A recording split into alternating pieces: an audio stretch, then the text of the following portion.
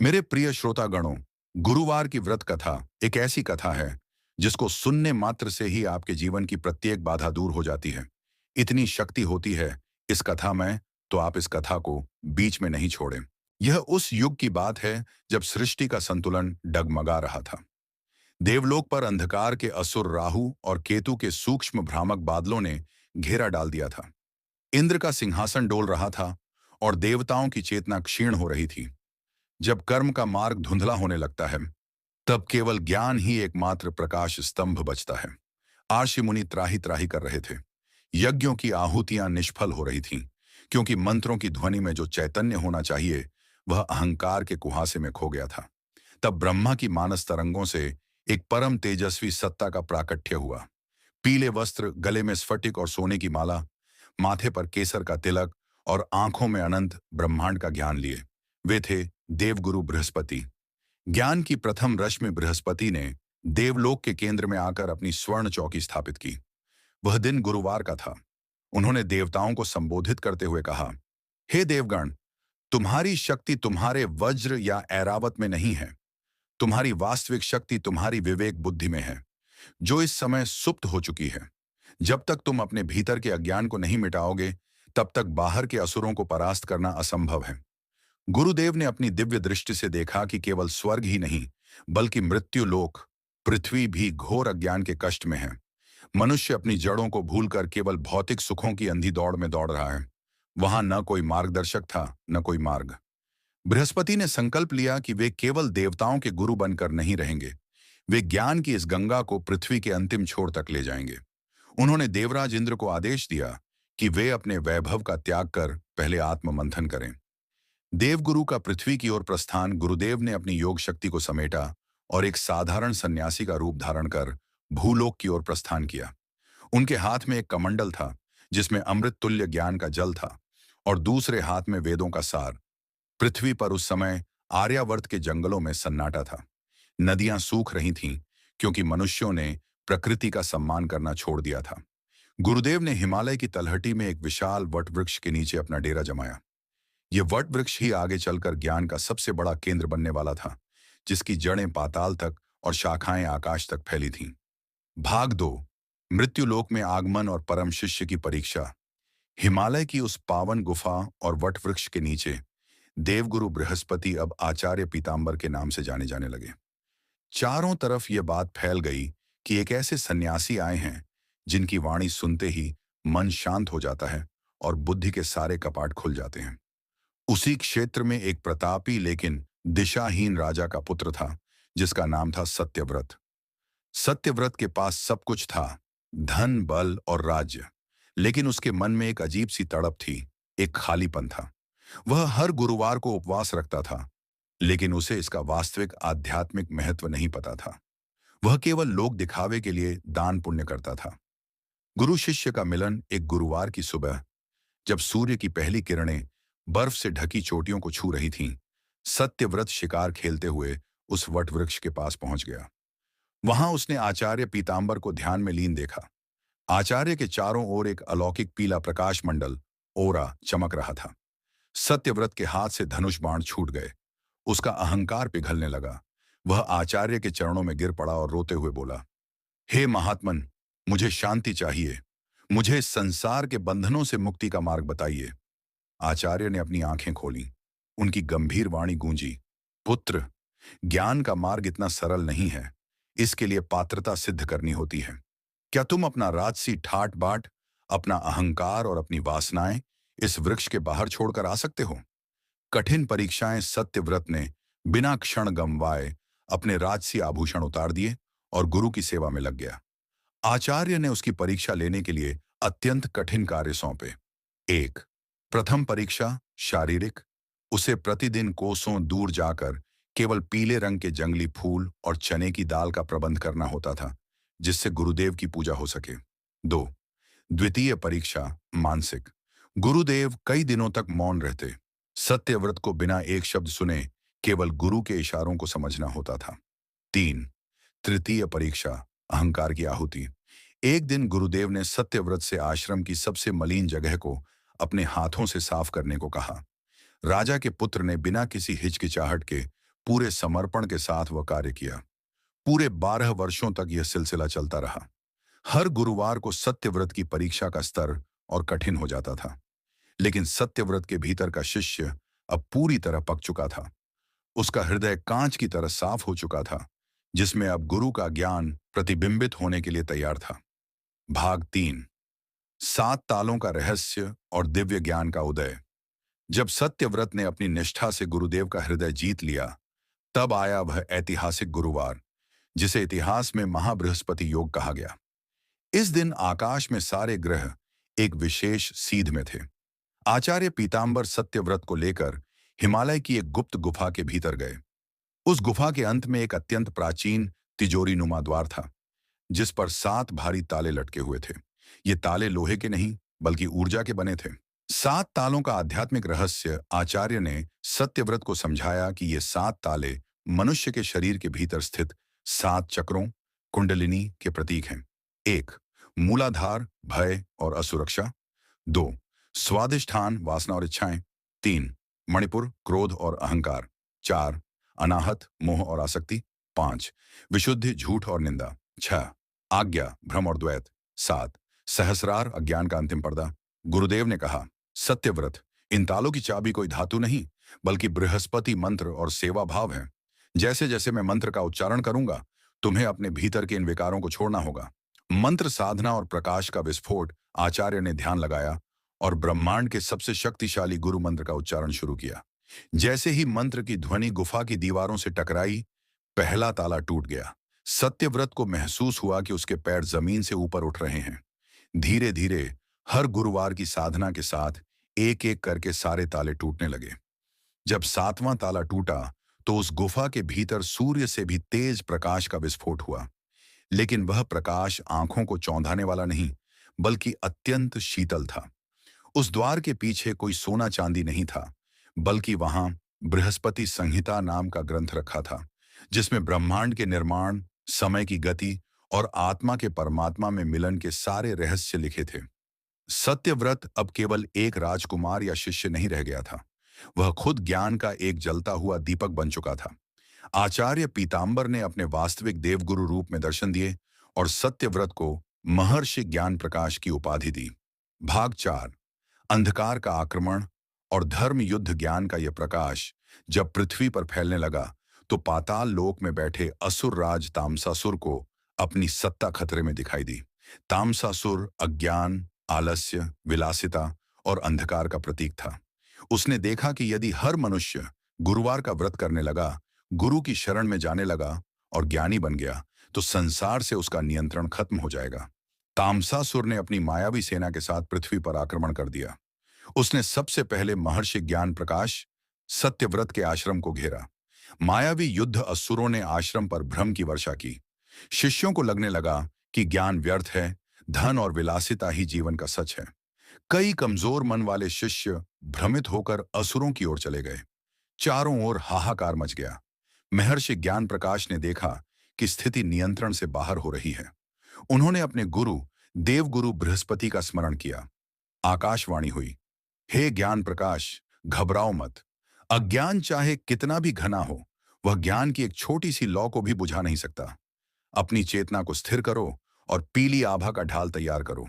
पीली आभा का सुरक्षा कवच। ज्ञान प्रकाश ने ध्यान की मुद्रा धारण की। उन्होंने चने की दाल और पीले फूलों को अभिमंत्रित करके आश्रम के चारों ओर एक अभेद्य सुरक्षा चक्र बना दिया। जब असुरों ने उस चक्र को पार करने की कोशिश की, तो वे जलकर भस्म होने लगे। यह युद्ध केवल अस्त्र शस्त्रों का नहीं था, यह विचारों का युद्ध था। तामसासुर ने ज्ञान प्रकाश के सामने कई कुतर्क रखे। उसने कहा, इस संसार में केवल वही सुखी है जो भोग करता है। तुम क्यों इस त्याग और तपस्या के चक्कर में पड़े हो? ज्ञान प्रकाश ने उत्तर दिया, तामसासुर, भोग का सुख क्षणिक है जो अंत में दुख लाता है, लेकिन गुरु के चरणों से मिलने वाला आनंद शाश्वत है जो मृत्यु के बाद भी आत्मा के साथ रहता है। यह सुनते ही तामसासुर का अहंकार टूट गया। ज्ञान प्रकाश ने अपने गुरु द्वारा दी गई आत्मज्ञान की तलवार निकाली और तामसासुर के भ्रमरूपी मस्तक को काट दिया। अंधकार हार गया और एक बार फिर गुरुवार के व्रत और गुरु की महिमा की विजय हुई। भाग 5। महापरिनिर्वाण और गुरुवार की अमर परंपरा। अंधकार पर विजय प्राप्त करने के बाद पृथ्वी पर सतयुग जैसी स्थिति आ गई।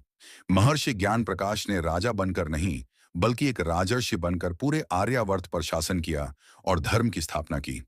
उन्होंने हर नगर, हर गांव में गुरुवार व्रत और बृहस्पति कथा को अनिवार्य कर दिया। मनुष्यों को सिखाया गया कि गुरुवार के दिन पीले वस्त्र धारण करें, केले के वृक्ष की पूजा करें, क्योंकि उसमें विष्णु और बृहस्पति का वास होता है। नमक का त्याग करें ताकि मन और इंद्रियां शांत रहें। किसी की निंदा न करें और ज्ञानवर्धक पुस्तकों का अध्ययन करें। गुरुदेव की विदाई और अमर संदेश सैकड़ों वर्षों तक पृथ्वी पर ज्ञान की गंगा बहाने के बाद देवगुरु बृहस्पति का भूलोक पर उद्देश्य पूरा हो चुका था।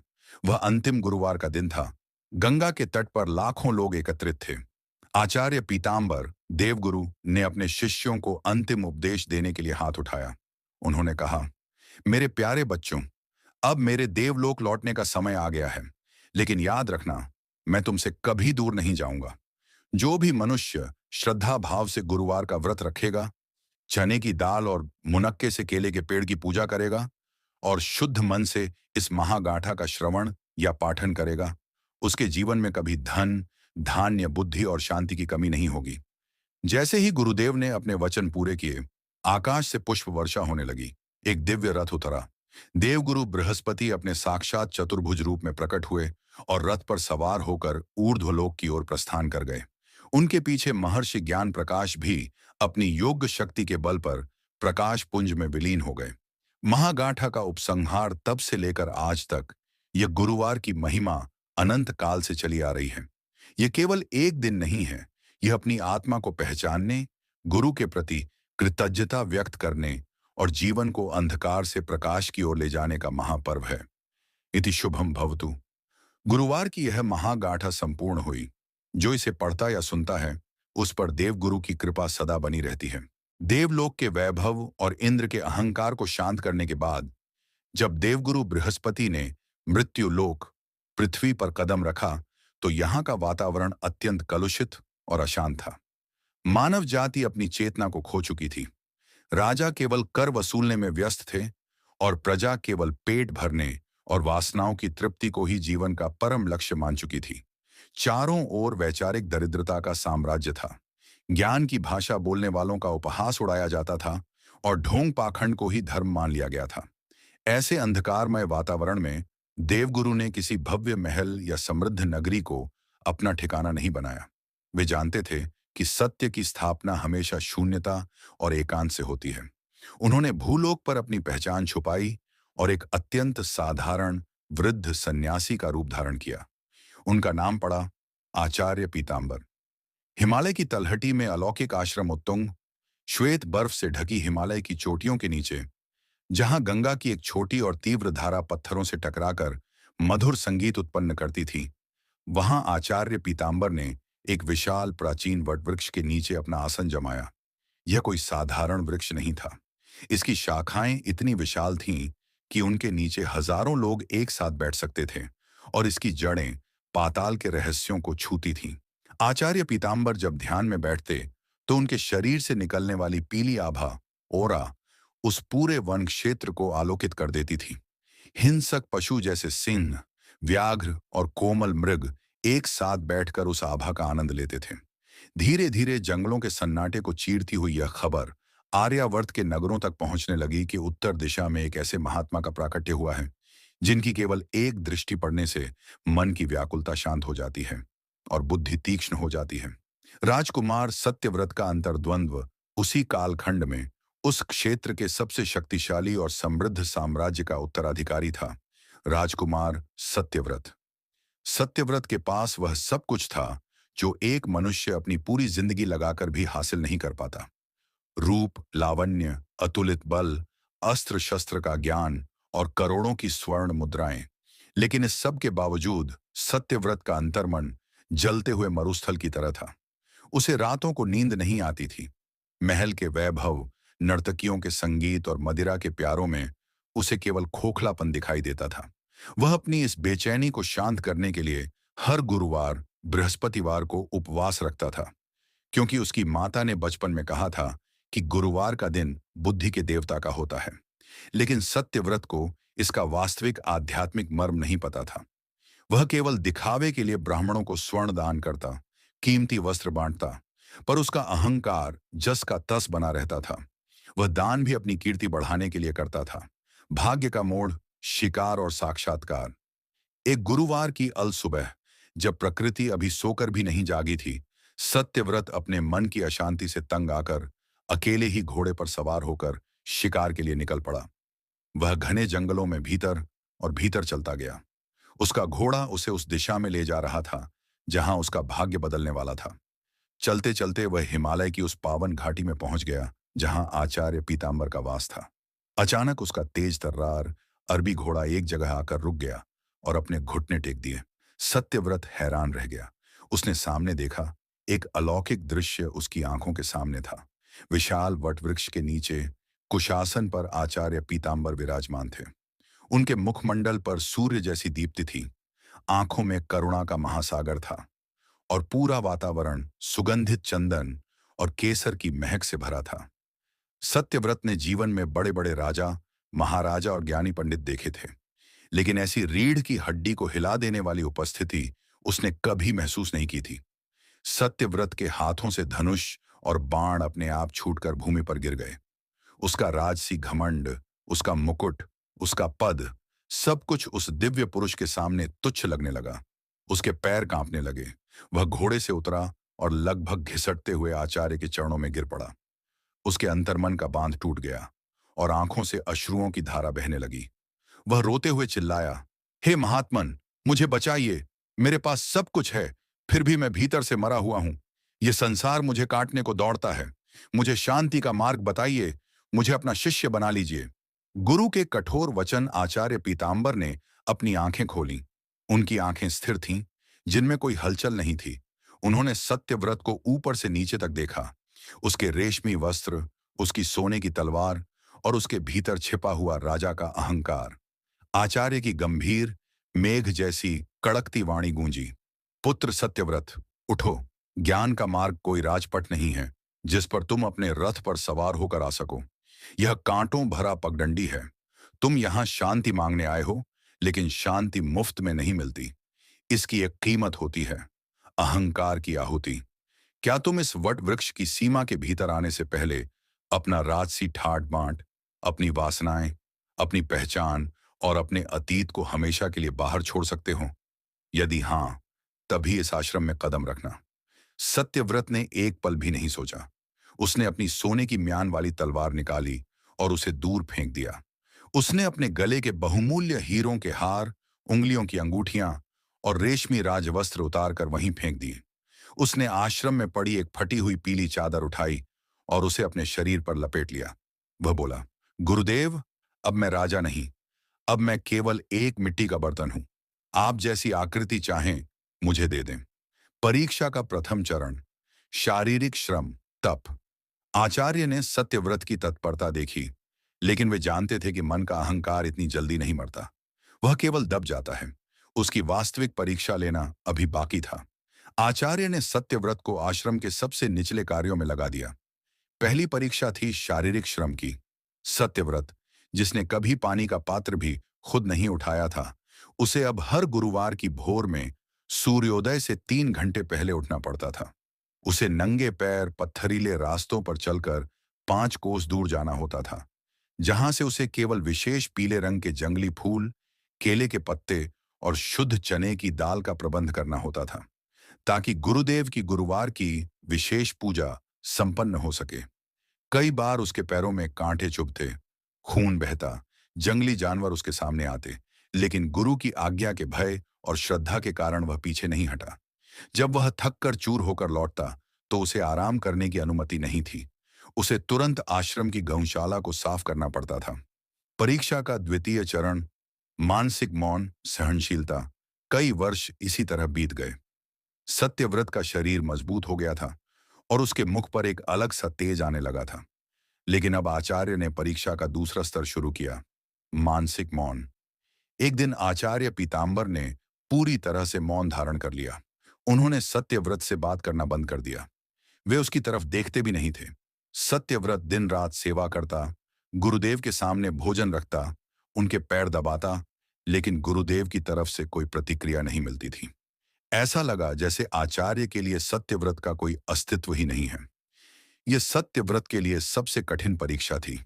उसका मन उसे कहता, तुम इतने बड़े राजा के पुत्र हो, यहाँ दासों की तरह काम कर रहे हो, और यह सन्यासी तुम्हारी तरफ देखता तक नहीं। वापस अपने महल लौट जाओ। लेकिन सत्यव्रत ने अपने मन के इस कुतर्क को पहचान लिया। उसने सोचा, गुरुदेव अगर मौन हैं, तो वे मुझे शब्दों से परे का ज्ञान सिखा रहे हैं। मुझे उनके इशारों को समझना होगा। उसने बिना एक शब्द बोले, बिना किसी शिकायत के, पूरे समर्पण के साथ अपनी सेवा जारी रखी। परीक्षा का तृतीय चरण, अहंकार की अंतिम आहुति। 12 वर्ष बीत चुके थे। सत्यव्रत अब पूरी तरह बदल चुका था। एक दिन मूसलाधार बारिश हो रही थी। आकाश में बिजली कड़क रही थी। आश्रम का नाला कचरे और मलबे से चौक हो गया था, जिससे गंदा पानी गुरुदेव की कुटिया की तरफ बढ़ रहा था। आचार्य पीतांबर ने खिड़की से देखा और अत्यंत कठोर स्वर में कहा, सत्यव्रत, देखते नहीं, वह मलिन नाला बंद है। यदि वह पानी कुटिया में आया तो मेरी पूजा अपवित्र हो जाएगी। अपने हाथों से उस गंदगी को तुरंत साफ करो। आश्रम के अन्य शिष्य हिचकिचाए, क्योंकि वह गंदगी अत्यंत दुर्गंधयुक्त थी। लेकिन सत्यव्रत बिना एक क्षण गंवाए उस कीचड़ और मलबे में कूद गया। उसने अपने दोनों हाथों से उस सड़ी हुई गंदगी को उठा उठाकर बाहर फेंकना शुरू किया।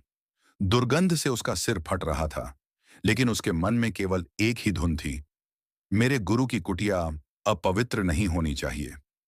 जब उसने पूरा नाला साफ कर दिया, तो वह खुद सिर से पैर तक कीचड़ में सना हुआ था। वह गुरुदेव के सामने जाकर सिर झुकाकर खड़ा हो गया। आचार्य पीतांबर अपनी कुटिया से बाहर आए। उन्होंने सत्यव्रत की आंखों में देखा। वहां अब कोई राजकुमार नहीं था, वहां कोई अहंकार नहीं था, वहां ग्लानि या क्रोध का एक भी अंश नहीं था। वहां केवल और केवल अगाध श्रद्धा और शून्यता थी। गुरुदेव मुस्कुराए। उन्होंने अपना वरदहस्त सत्यव्रत के सिर पर रखा। जैसे ही गुरु का हाथ उसके सिर पर पड़ा, सत्यव्रत के शरीर का सारा कीचड़ अपने आप गायब हो गया और उसका शरीर सोने की तरह चमकने लगा। उसके भीतर के 12 वर्षों का मैल पूरी तरह धुल चुका था। वह अब एक पात्र बन चुका था, जिसमें ब्रह्मांड का सर्वोच्च ज्ञान भरा जा सकता था। आचार्य ने कहा, वत्स सत्यव्रत, तुम्हारी परीक्षा समाप्त हुई। तुम इस संसार के सबसे कठिन मार्ग को पार कर चुके हो। अब तुम ज्ञान के अगले द्वार पर खड़े हो। भाग 3, 7 तालों का रहस्य और दिव्य ज्ञान का उदय। जब सत्यव्रत ने अपने अहंकार की अंतिम आहुति देकर स्वयं को पूरी तरह से शून्य कर लिया, तब वह पावन बेला आई जिसका इंतजार स्वयं काल समय भी कर रहा था। वह वैशाख मास का एक अलौकिक गुरुवार था। उस दिन आकाश मंडल में एक दुर्लभ खगोलीय घटना घट रही थी। बृहस्पति ग्रह अपनी पूर्ण उच्च राशि में स्थित होकर सीधे सूर्य और चंद्रमा के साथ त्रिकोण बना रहा था। ब्रह्मांड से एक विशेष पीली और जाज्वल्यमान ऊर्जा सीधे पृथ्वी की ओर प्रवाहित हो रही थी। सूर्योदय से पूर्व, जब पूरा संसार गहरी निद्रा में था, आचार्य पीतांबर ने सत्यव्रत को अपने पास बुलाया। गुरुदेव के चेहरे पर आज एक अभूतपूर्व गंभीरता और दिव्यता थी। उन्होंने कहा, वत्स सत्यव्रत, कर्म और सेवा का मार्ग तुमने सफलतापूर्वक पार कर लिया है। तुम्हारी बुद्धि अब शुद्ध कांच की भांति निर्मल हो चुकी है। अब समय आ गया है कि तुम्हें उस परम सत्य से परिचित कराया जाए जो इस दृश्य जगत के पीछे छिपा है। मेरे पीछे आओ। पातालगामी गुप्त गुफा की यात्रा। आचार्य सत्यव्रत को लेकर हिमालय की उन दुर्गम कंदराओं की ओर चल पड़े, जहां आज तक किसी साधारण मनुष्य के पैर नहीं पड़े थे। रास्ता अत्यंत संकरा, पथरीला और अंधकारमय था। जैसे जैसे वे आगे बढ़ रहे थे, हवा भारी होती जा रही थी। चलते चलते वे एक ऐसी गुफा के मुख पर पहुंचे जो सीधे पृथ्वी के गर्भ की ओर जाती प्रतीत होती थी। गुफा के भीतर कदम रखते ही चारों ओर एक रहस्यमयी सन्नाटा छा गया। केवल गुरुदेव के खड़ाओं की ध्वनि और सत्यव्रत की सांसों की आवाज गूंज रही थी। गुफा की दीवारों पर प्राचीन लिपियों में कुछ अंकित था जो चमक रहा था। कई घंटों की निरंतर यात्रा के बाद वे गुफा के सबसे अंतिम और विशाल कक्ष में पहुंचे। वहां सामने एक अत्यंत प्राचीन, विशालकाय स्वर्णमयी द्वार था। वह द्वार साधारण धातुओं का नहीं, बल्कि मंत्रबद्ध ऊर्जा से निर्मित प्रतीत होता था। उस द्वार पर 7 भारी, चमकीले और अभेद्य ताले लटके हुए थे। उन तालों से एक अजीब सी ध्वनि तरंग, वाइब्रेशन, निकल रही थी जो किसी को भी भयभीत कर सकती थी। 7 तालों का आध्यात्मिक विमर्श। सत्यव्रत ने विस्मय से उन तालों की ओर देखा और पूछा, हे परम गुरु, ये कैसा द्वार है और ये 7 ताले किस धातु के बने हैं, जिन्हें देखकर मन में एक अजीब सी सिहरन पैदा हो रही है। आचार्य पीतांबर ने मंद मुस्कान के साथ उसकी ओर देखा और अपनी गंभीर वाणी में कहा, वत्स, ये कोई भौतिक तिजोरी नहीं है और न ही ये ताले लोहे या पीतल के हैं। यह द्वार मनुष्य के भीतर छिपे परम चैतन्य एनलाइटमेंट का द्वार है और ये 7 ताले मनुष्य के शरीर के भीतर स्थित 7 चक्रों और उनके विकारों के प्रतीक हैं। जब तक कोई साधक इन 7 तालों को एक एक करके नहीं खोलता, तब तक वह परमात्मा रूपी स्वर्ण द्वार के पार नहीं जा सकता। गुरुदेव ने एक एक करके उन तालों का रहस्य खोलना शुरू किया। 1, प्रथम ताला, मूलाधार चक्र। यह भय, असुरक्षा और जीवित रहने की अंधी दौड़ का प्रतीक है। जब तक मनुष्य मृत्यु और खोने के डर में जीता है, यह ताला बंद रहता है। 2, द्वितीय ताला, स्वादिष्ठान चक्र। यह काम वासना, इंद्रियों के क्षणिक सुख और वासनात्मक इच्छाओं का प्रतीक है। 3, तृतीय ताला, मणिपुर चक्र। यह क्रोध, पद की लोलुपता और मैं कुछ हूं के भयंकर अहंकार का प्रतीक है। 4, चतुर्थ ताला, अनाहत चक्र। यह झूठे सांसारिक मोह, आसक्ति और यह मेरा है, वह पराया है के भेदभाव का प्रतीक है। 5, पंचम ताला, विशुद्ध चक्र। यह वाणी के दोष, झूठ, निंदा, परनिंदा और असत्य भाषण का ताला है। 6, षष्ठम ताला, आज्ञा चक्र। यह मानसिक भ्रम, संशय और द्वैत, प्रकृति और पुरुष को अलग देखना का प्रतीक है। 7, सप्तम ताला, सहस्रार चक्र। यह अज्ञान का अंतिम और सबसे सूक्ष्म पर्दा है, जहां जीव स्वयं को ईश्वर से अलग मानता है। गुरुदेव ने गंभीर होकर कहा, सत्यव्रत, इन तालों की कोई भौतिक चाबी नहीं होती। इनकी चाबी है केवल गुरु कृपा, पूर्ण समर्पण और बृहस्पति मंत्र की नाद शक्ति। क्या तुम तैयार हो अपने भीतर के इन 7 बंधनों को हमेशा के लिए तोड़ देने के लिए? सत्यव्रत ने दृढ़ता से अपने दोनों हाथ जोड़े, अपनी आंखें बंद की और कहा, गुरुदेव, मेरा अस्तित्व आपका है। आप जैसा कहें, मैं तैयार हूं। महामंत्र का नाद और ऊर्जा का उद्वेलन। आचार्य पीतांबर ने सत्यव्रत को द्वार के सम्मुख पद्मासन में बिठा दिया और स्वयं उसके पीछे बैठ गए। गुरुदेव ने अपनी दिव्य चेतना को जागृत किया और ब्रह्मांड के परम शक्तिशाली बृहस्पति महामंत्र का अत्यंत तीव्र और सुरीला उच्चारण शुरू किया।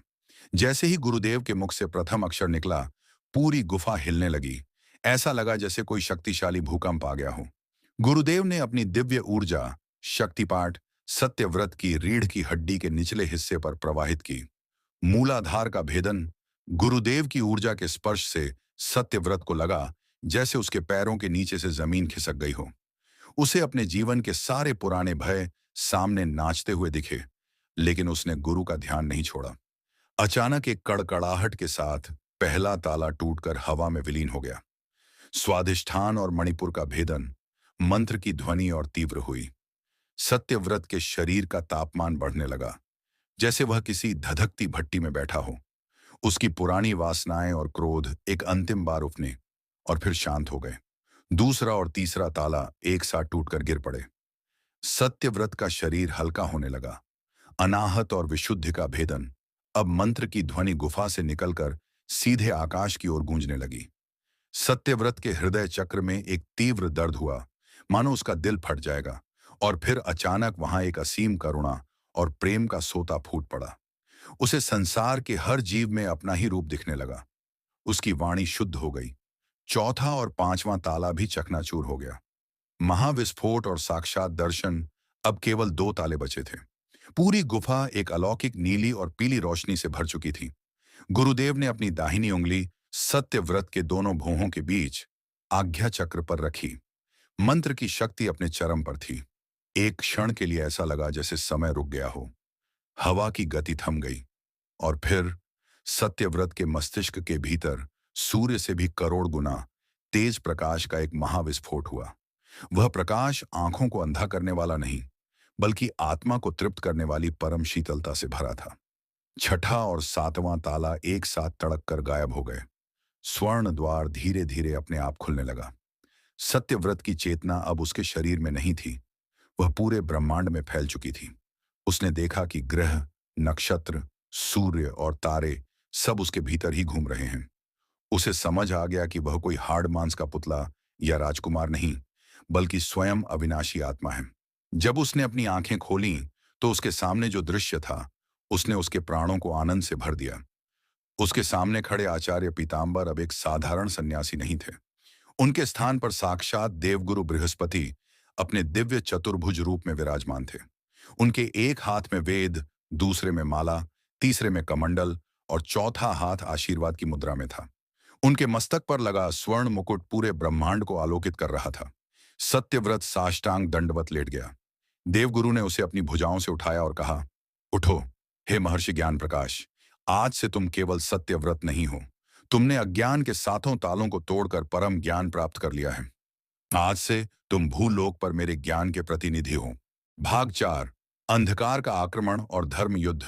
जब हिमालय की उस गुप्त गुफा में ज्ञान के सातों ताले टूटे और महर्षि ज्ञान प्रकाश सत्यव्रत के भीतर परम चैतन्य का उदय हुआ, तो उसकी तरंगें केवल भूलोक तक सीमित नहीं रहीं। सत्य और ज्ञान की वह पीली दैदीप्यमान आभा ब्रह्मांड के हर कोने में फैलने लगी। जहां जहां वो प्रकाश पहुंच रहा था, वहां से सदियों पुराना अज्ञान, आलस्य, द्वेष और वासना का अंधकार स्वतः समाप्त होने लगा।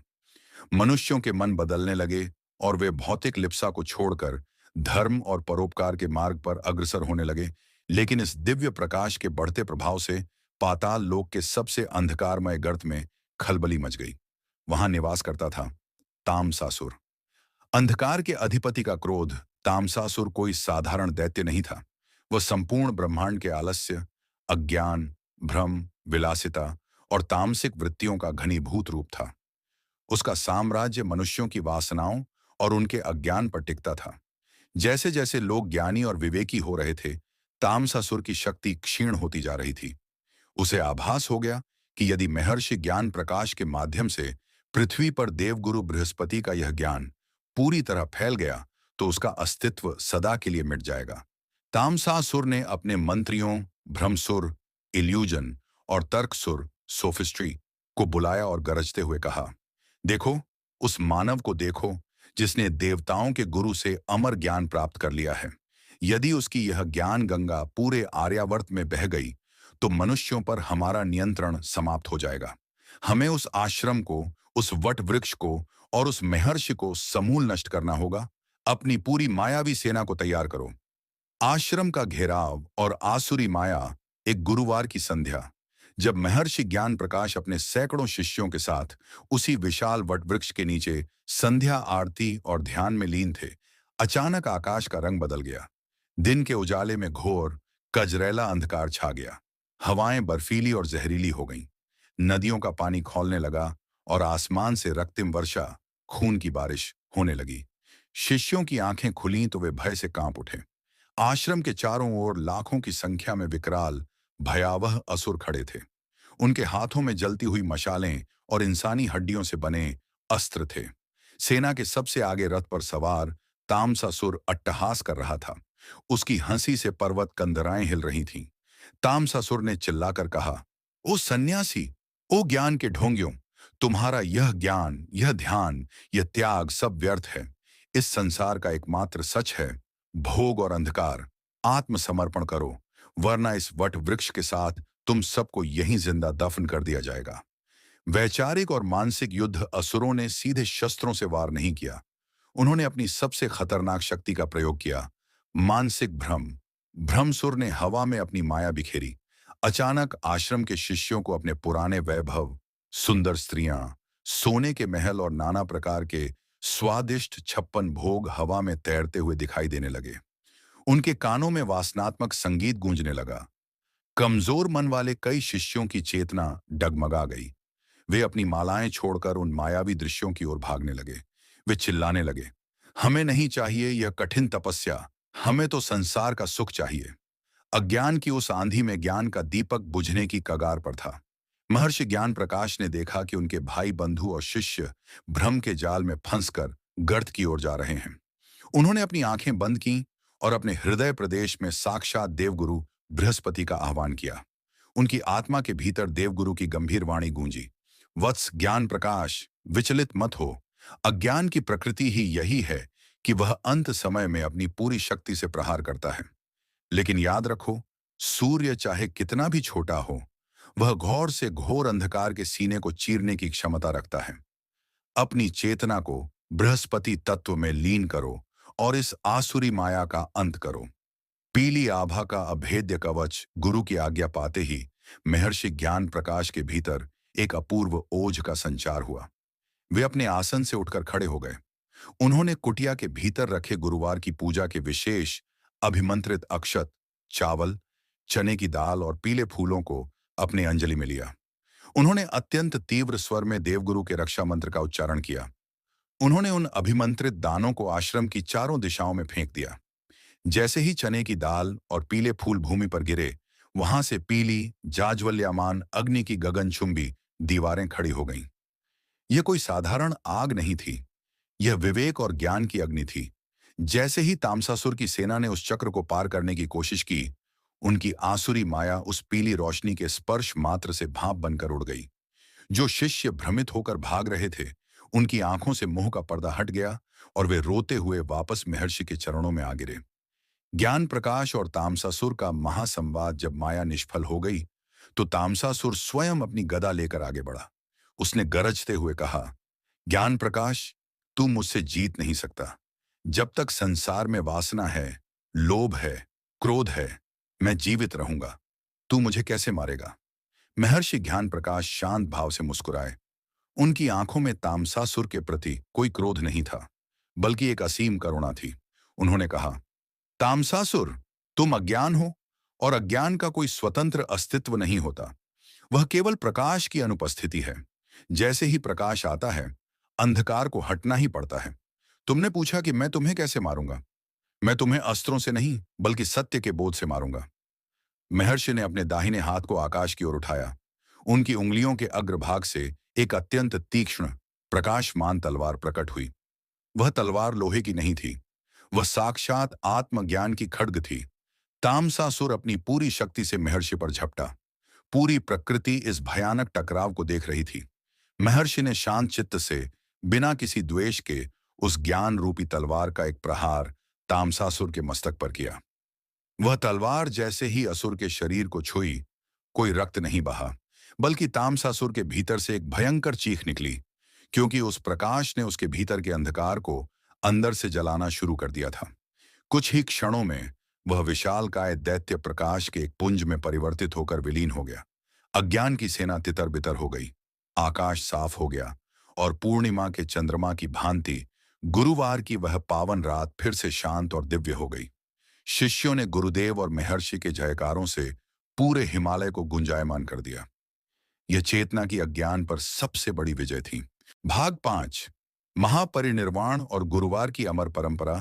तामसासुर के वध और अज्ञान की आसुरी सेना के विनाश के बाद पूरी पृथ्वी का वातावरण रातों रात बदल गया। जो मनुष्य कल तक ईर्ष्या, द्वेष और वासना की भट्टी में जल रहे थे, उनके हृदयों में अब संतोष, करुणा और दिव्यता का वास हो गया। महर्षि ज्ञान प्रकाश ने गुरुदेव की आज्ञा से किसी राज सिंहासन को नहीं संभाला, बल्कि वे एक राजर्ष, ऐसा राजा जो सन्यासी हो, बनकर पूरे आर्यावर्त का मार्गदर्शन करने लगे। उन्होंने आर्यावर्त के कोने कोने में, हर नगर और हर ग्राम में गुरुकुलों की स्थापना की।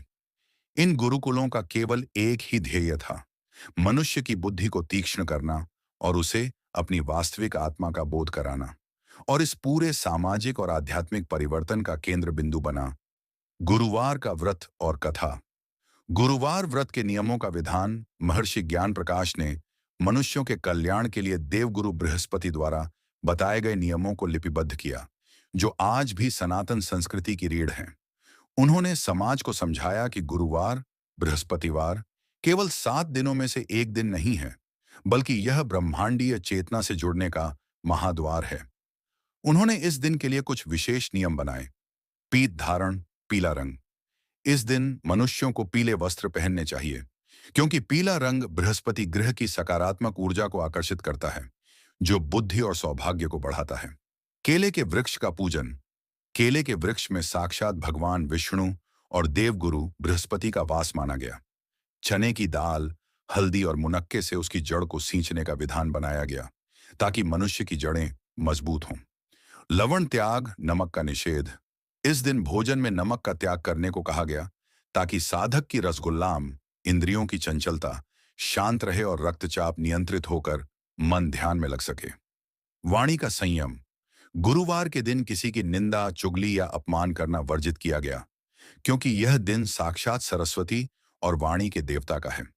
सदियों तक पृथ्वी पर यही स्वर्णिम काल चलता रहा। न कहीं अकाल था, न कहीं बीमारी थी, और न ही कोई असमय मृत्यु को प्राप्त होता था। अंतिम बेला और गंगा तट का महासंगम। समय बीतता गया, काल चक्र अपनी गति से घूमता रहा। महर्षि ज्ञान प्रकाश ने सैकड़ों वर्षों तक पृथ्वी पर ज्ञान की गंगा बहाई और लाखों आत्माओं का तारण किया। अब वह बेला आ चुकी थी जब इस दिव्य नाटक का अंतिम अंक खेला जाना था। देवगुरु बृहस्पति का भूलोक पर आने का जो उद्देश्य था, वह पूर्ण हो चुका था। कार्तिक मास का एक अत्यंत पावन गुरुवार था। आकाश में सूर्य अपने पूर्ण तेज के साथ चमक रहा था।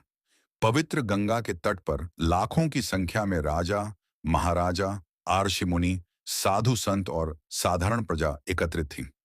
सबके चेहरों पर एक अजीब सी उदासी थी, क्योंकि उन्हें पता था कि आज उनके परम गुरु, उनके रक्षक, इस दृश्य जगत से अपनी लीला समेटने वाले हैं।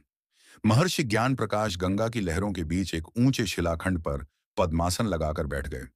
उनके ठीक पीछे वट वृक्ष की छाया में आचार्य पीताम्बर खड़े थे। देवगुरु का साक्षात प्रकटीकरण और विदाई संदेश अचानक आकाशवाणी जैसी एक गूंज उठी। आचार्य पीताम्बर का वृद्ध शरीर धीरे धीरे विलीन होने लगा और उनके स्थान पर ब्रह्मांड के साक्षात देवगुरु बृहस्पति अपने विराट चतुर्भुज रूप में प्रकट हो गए। उनका मुकुट करोड़ों सूर्यों की भांति चमक रहा था और उनके शरीर से निकलने वाली पीली रश्मियां सीधे गंगा के जल को सुवर्ण, सोने की तरह चमका रही थीं। वहां उपस्थित लाखों लोग उनके चरणों में गिर पड़े। देवगुरु ने अपना दाहिना हाथ उठाया और उपस्थित जनसमुदाय को अपना अंतिम अमृतोपदेश दिया। मेरे प्यारे बच्चों, आत्मा अमर है, शरीर नश्वर है। मैं तुम्हें छोड़कर कहीं नहीं जा रहा हूं। जब भी पृथ्वी पर अज्ञान का अंधकार बढ़ेगा, जब भी कोई शिष्य सच्चे हृदय से अपने गुरु को पुकारेगा, मैं उसकी बुद्धि बनकर वहां प्रकट हो जाऊंगा। याद रखना, जो भी मनुष्य प्रत्येक गुरुवार को पूर्ण श्रद्धा के साथ उपवास रखेगा, पीत वस्त्र धारण कर केले के वृक्ष का पूजन करेगा और इस बृहस्पति महागाठा का श्रवण, पाठन या कीर्तन करेगा, उसके जीवन से दरिद्रता, अज्ञान, निसंतानता और मानसिक अशांति कोसों दूर भाग जाएगी। उसके घर में धन धान्य का कभी अभाव नहीं होगा और अंत समय में उसे परम पद की प्राप्ति होगी। महापरिनिर्वाण का अलौकिक दृश्य। जैसे ही देवगुरु के वचन पूरे हुए, आकाश से देव दुंदभियां बजने लगीं, अप्सराएं नृत्य करने लगीं और स्वर्ग से कल्प वृक्ष के फूलों की वर्षा होने लगी। अंतरिक्ष से एक अत्यंत प्रकाशमान दिव्य रथ उतरा, जिसे साक्षात वायुदेव और अग्निदेव संचालित कर रहे थे। महर्षि ज्ञान प्रकाश ने अपने गुरु की आंखों में देखा। गुरु और शिष्य की चेतनाओं का एक अंतिम संवाद हुआ, जो शब्दों से परे था। ज्ञान प्रकाश ने अपने शरीर को पूरी तरह से शिथिल छोड़ दिया। उन्होंने अपनी सांसों को मूलाधार से उठाते हुए सीधे सहस्रार चक्र, जिसका ताला भाग 3 में टूटा था, पर ला टिकाया। अचानक महर्षि ज्ञान प्रकाश के मस्तक से एक अत्यंत प्रखर प्रकाश पुंज, सोल एनर्जी निकला और वह सीधे देवगुरु बृहस्पति के हृदय में जाकर समा गया। शिष्य हमेशा के लिए गुरु में एकाकार हो गया। नदी सागर में मिल चुकी थी। देवगुरु बृहस्पति उस दिव्य रथ पर सवार हुए। उन्होंने एक अंतिम बार पूरी पृथ्वी की ओर देखा, आशीर्वाद की मुद्रा में हाथ उठाया और रथ पलक झपकते ही ऊर्ध्वलोकों, स्वर्ग और गुरुलोक की ओर प्रस्थान कर गया। पीछे छूट गया तो केवल गंगा का पवित्र जल, महर्षि ज्ञान प्रकाश का शांत पार्थिव शरीर, जो अब चंदन की लकड़ी की तरह महक रहा था, और गुरुवार की वह अमर परंपरा जो युगों युगों से आज तक मनुष्यों का कल्याण कर रही है। महागाठा उपसंहार। यह देवगुरु बृहस्पति और महर्षि ज्ञान प्रकाश की 5 भागों की वह अखंड महागाठा है, जो आदिकाल से ब्रह्मांड के गर्भगृह में गूंज रही है। जो भी मनुष्य इस कथा को पूर्ण एकाग्रता, श्रद्धा और पवित्रता के साथ गुरुवार के दिन पढ़ता है या सुनता है, उसकी बुद्धि तीक्ष्ण होती है। गुरु कृपा से उसके जीवन के सारे संकट कट जाते हैं और उसे सुख समृद्धि की प्राप्ति होती है। वर्ण एयुएम ग्राम ग्रीं ग्रौम स गुरुवे नमः इश्चान इति गुरुवार महागाठा संपूर्णम तारामेन धर्म